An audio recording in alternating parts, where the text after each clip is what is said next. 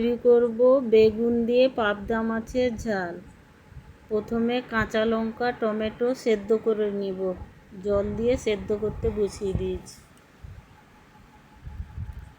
সেদ্ধ হয়ে গেছে, একটা মিক্সি জারের মধ্যে নিয়ে নিব। এই দেখুন, একটা মিক্সি জারের মধ্যে নিয়ে নিলাম। এই দেখুন, এবার ফ্রাই প্যান বসিয়ে দিয়েছি, তেল গরম হয়ে গেছে। এবার পাবদা মাছগুলো ভেজে নেব। বেগুন নিয়েছি, একটা বেগুনকে 4 ভাগ করে নিয়েছি। বেগুনেও লবণ হলুদ মাখিয়ে রেখেছি। বেগুনগুলো আগে ভেজে নিব, তারপরে মাছগুলো ভেজে নেব। বেগুন ভাজা হয়ে গেছে, একটা প্লেটের মধ্যে তুলে নেব।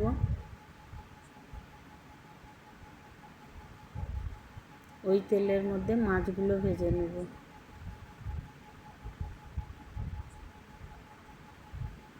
ইউটিউব চ্যানেল থেকে দেখলে সাবস্ক্রাইব করে দিবেন, ফেসবুক পেজ থেকে দেখলে ফলো করে পাশে থাকবেন। গরমের দিনে এই বেগুন, কালো জিরা, কাঁচা লঙ্কা দিয়ে এই রেসিপিটি পাতলা হয়, খেতে খুবই সুস্বাদু লাগে।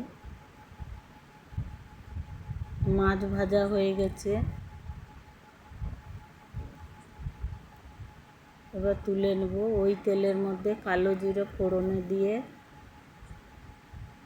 টমেটো কাঁচা লঙ্কা যে সেদ্ধ করে রেখেছিলাম ওই পেস্টটা দিয়ে দিলাম।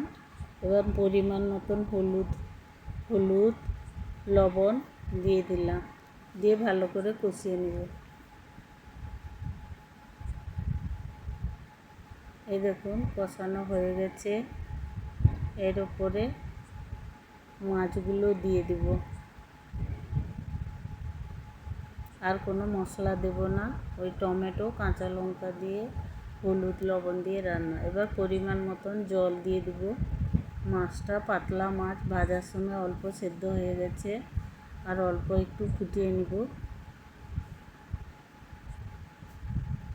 এর মাছগুলো ফুটে গেছে, এর উপরে ধনেপাতা কাঁচা লঙ্কা দিয়ে দিব। এবার ভেজে রাখা বেগুনগুলো দিয়ে ফুটিয়ে নিবে।